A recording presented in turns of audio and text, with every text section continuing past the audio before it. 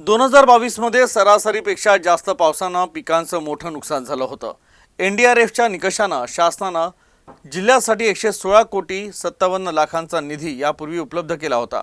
त्यानंतर 48,000 शेतकऱ्यांसाठी अतिरिक्त निधीची मागणी जिल्हाधिकाऱ्यांनी शासनाकडे केली होती। त्यानुसार आता 13 कोटी 20 लाखांचा निधी शासनानं उपलब्ध करून दिला आहे। 2022 मध्ये सरासरीपेक्षा जास्त पावसानं पिकांचं मोठं नुकसान झालं होतं। यासाठी एनडीआरएफच्या निकषानं शासनानं 116.57 कोटींचा निधी यापूर्वी उपलब्ध केला होता। त्यानंतर 48,000 शेतकऱ्यांसाठी अतिरिक्त निधीची मागणी जिल्हाधिकाऱ्यांनी शासनाकडे केली होती। त्यानुसार 13.20 कोटींचा निधी शासनानं उपलब्ध केला। आता हा निधी शेतकऱ्यांसाठी उपलब्ध झाला आहे।